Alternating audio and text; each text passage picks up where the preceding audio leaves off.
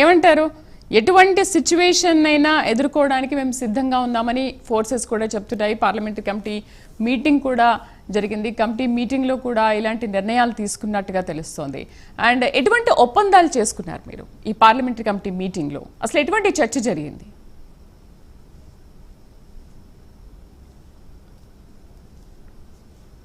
ఆంజనేయ రెడ్డి గారు,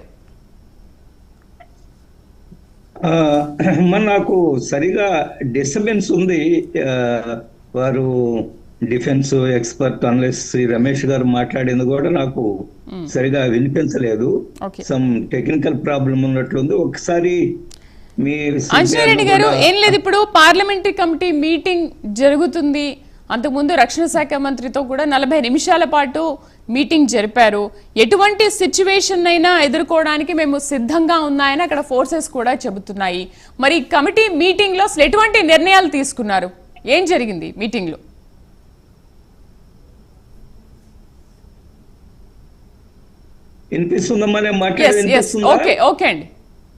మీ వాయిస్ మధ్య మధ్యలో కట్ అవుతుంది, బాగా డిస్టర్బెన్స్. మీరు మాట్లాడండి.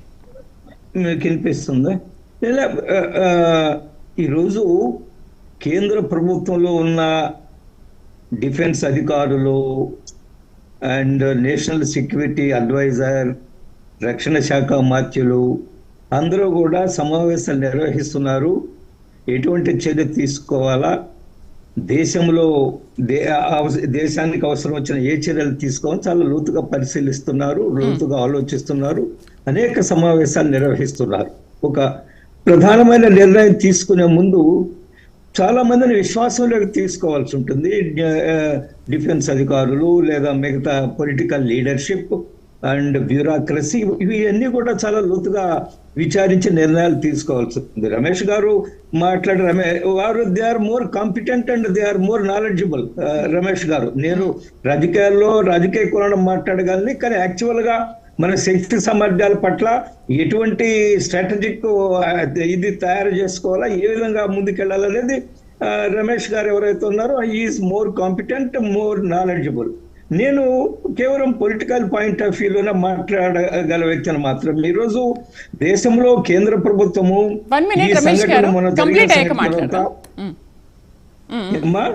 చెప్పండి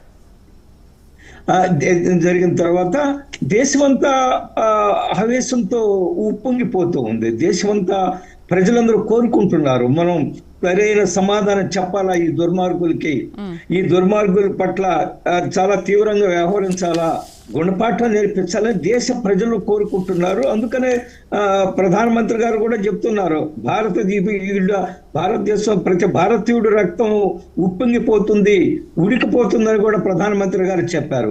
కాబట్టి ఏ నిర్ణయం తీసుకున్నా ఈరోజు ప్రతిపక్షాలు అనేక సందర్భాల్లో చెప్పారు, కేంద్ర ప్రభుత్వంతో మేము ఉన్నామని, ఏ నిర్ణయం తీసుకున్నా కేంద్ర ప్రభుత్వానికి మద్దతుగా ఉంటామని చెప్పారు.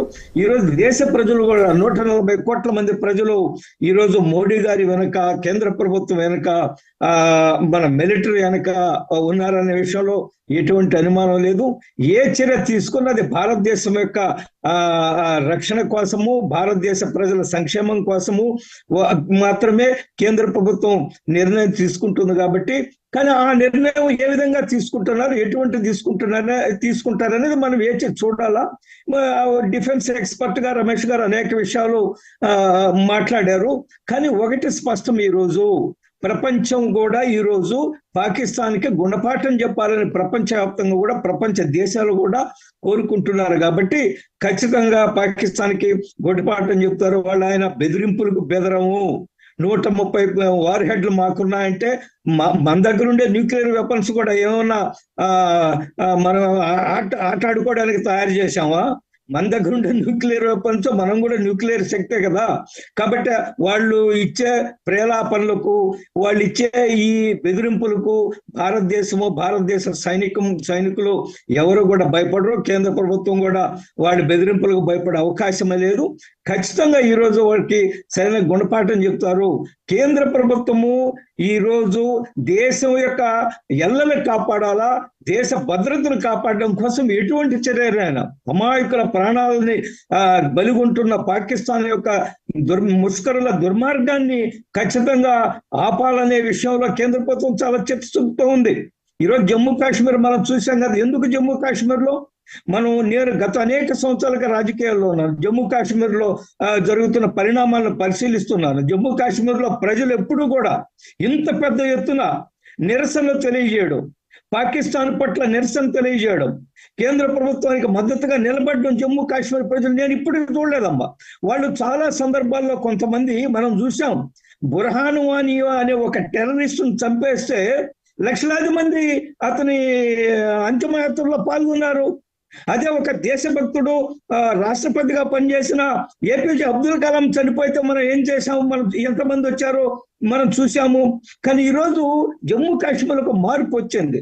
గత 3 సంవత్సరాలు 2019 తర్వాత 370 ఆర్టికల్ రద్దు చేసిన తర్వాత 35A రద్దు చేసిన తర్వాత జమ్మూ కాశ్మీర్లో ఒక 2023 నుంచి 2024లో 2 కోట్ల మంది యాత్రికులు అక్కడికి వచ్చి జమ్మూ కాశ్మీర్ సందర్శించడం జరిగింది. జమ్మూ కాశ్మీర్ యొక్క వ్యాపారాలు పెరిగాయి. అక్కడ జమ్మూ కాశ్మీర్లో ఉండే సాధారణ ప్రజల జీవన ప్రమాణాలు పెరిగాయి. చిన్న చిన్న వ్యాపారస్తుల యొక్క ఆదాయం పెరిగింది. అదేవిధంగా గుర్రాలు నడిపేవాళ్ళు లేదా ట్రాన్స్పోర్ట్ కార్లు లేదా ఇంకేదో చేసేవాళ్ళు అందరూ కూడా వారి జీవన వృత్తి ఈ రోజు పెద్ద ఎత్తున పెరిగింది. బాగా ఆర్థికంగా నిలదొక్కునే పరిస్థితులు జమ్మూ కాశ్మీర్ లో వచ్చాయి. పెట్టుబడులు జమ్మూ కాశ్మీర్కి వస్తున్నాయి. నిరుద్యోగ సమస్య విషయంలో కేంద్ర ప్రభుత్వం చిత్తశుద్ధితో పనిచేస్తుంది. కాబట్టి ఈ పరిస్థితుల్లో వాళ్ళు గమనించారు, మన కోసం కేంద్రం పనిచేస్తుంది, నరేంద్ర మోడీ గారు పనిచేస్తున్నారు. ఈ గత 5-6 సంవత్సరాల్లో మన జీవన ప్రమాణాల్లో మార్పు వచ్చింది. పెద్ద ఎత్తున యాత్రికులు విదేశస్తులు కూడా వస్తున్నారు, జమ్మూ కాశ్మీర్ అందాలు చూస్తున్నారు. తద్వారా మనకి టూరిజం అభివృద్ధి చెందింది. టూరిజం ద్వారా అక్కడ ఉండే సాధారణ ప్రజలు అందరూ కూడా ఆదాయాలు పెరిగాయి. రాష్ట్ర ప్రభుత్వానికి ఆదాయం పెరిగింది. అభివృద్ధి పనులు జరుగుతున్నాయి. ఈరోజు రైలు కనెక్షన్లు జమ్మూ కాశ్మీర్కి వచ్చాయి నరేంద్ర మోడీ గారి ఇది. అందుకే కదా పాకిస్తాన్ కి అంత అక్కసు, అందుకే కదా అంత అక్కసు వెళ్ళగక్కుతున్నారు పాకిస్తాన్. అందుకనే ఈరోజు జమ్మూ కాశ్మీరు ప్రజలు ఈరోజు మేము ఈ భారతదేశం